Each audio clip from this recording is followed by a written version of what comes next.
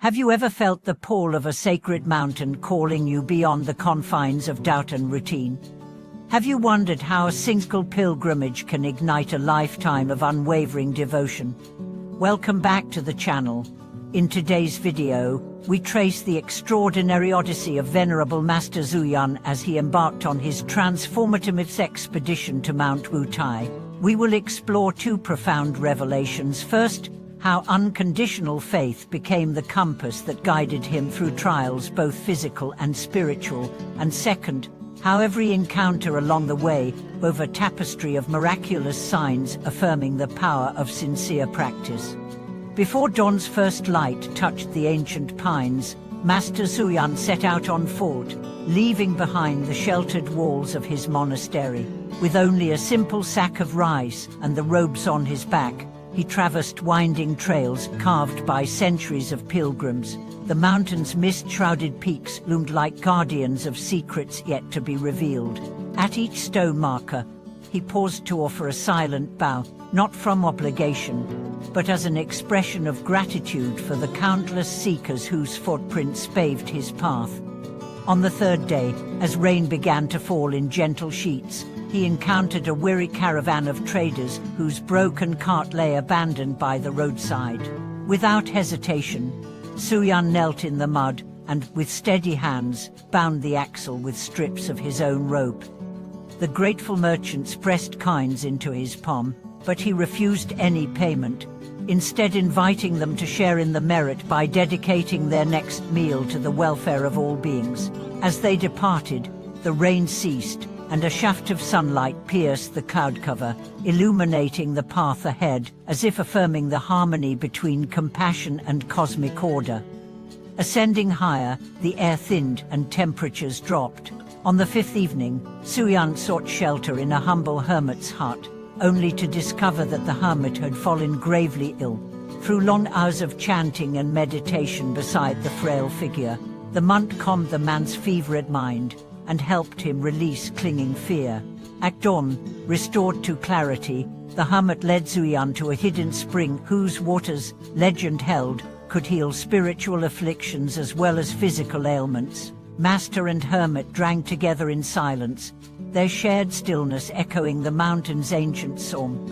Along narrow ridges, Xuyun confronted his own inner shadows. Exhaustion threatened to overwhelm him, and doubt whispered that the journey's rigors exceeded his capacity. Yet each time his resolve wavered, he recalled the kindly face of his first teacher, urging him to trust the seed of awakening planted within.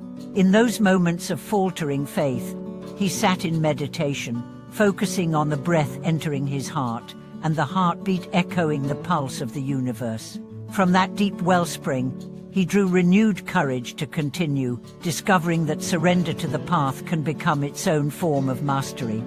At the summit of Mount Wutai, the place of the 5 terraces, Xuyun offered incense before the grand Bodhisattva shrine, chanting sutras in a voice that wove together centuries of devotion. Witnesses reported feeling the ground tremble, as if the mountain itself responded to his offering.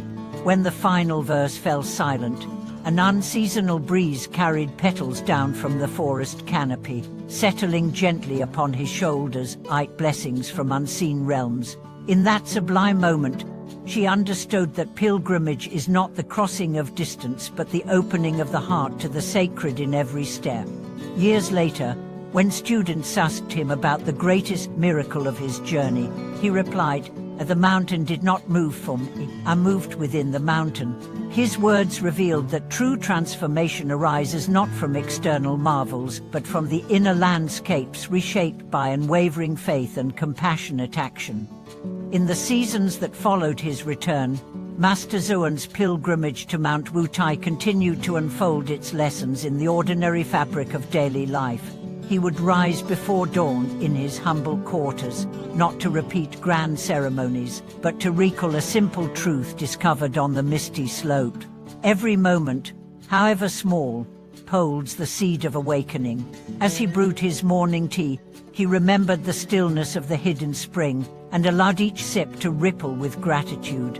In the quiet sea link of porcelain, he tasted the unity of mountain and mind.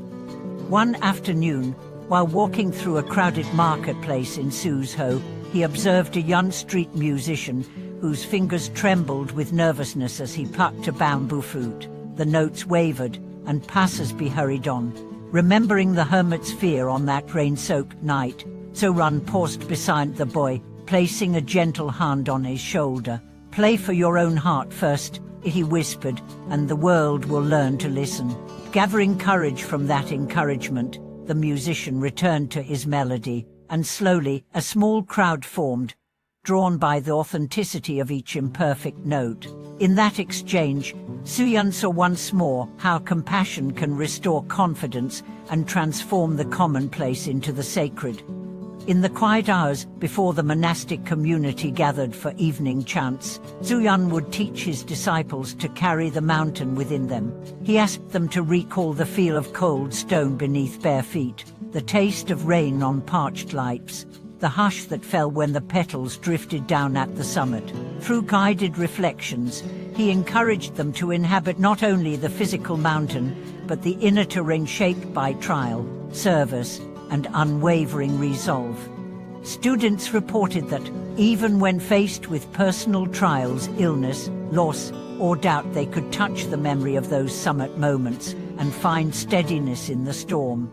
On a pilgrimage of a different sort, Xuyun later traveled south to the fertile river valleys, seeking to share the Dharma among farming communities. There, beneath spreading banyan trees, he led simple ceremonies that echoed the same spirit of his Wutai ascent, offerings of rice and incense, silent bows of the heart, and chants that rose like gentle waves.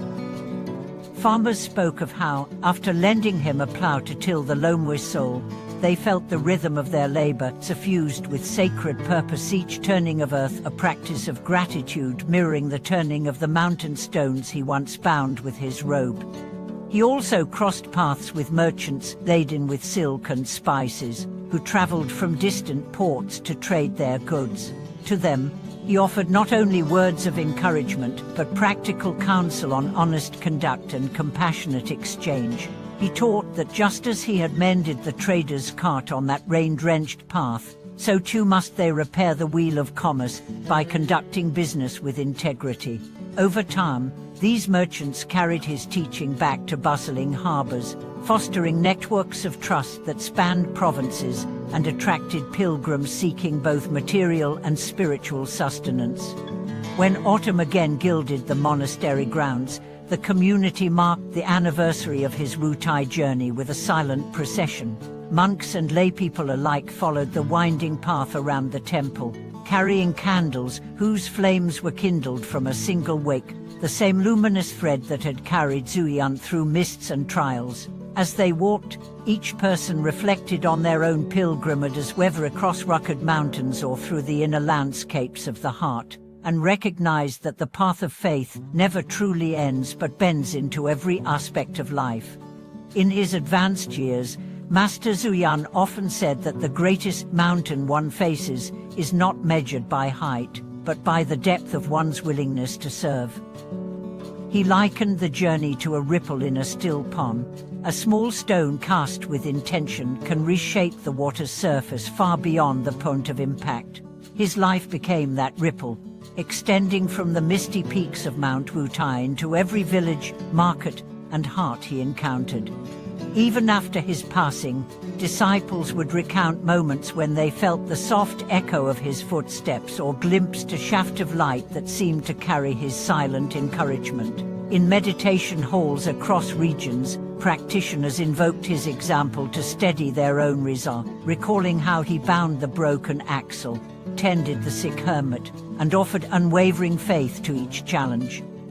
His journey became more than a historical tale. It became a living guide, a whisper in the wind, urging each seeker to step forward with courage, compassion, and clarity.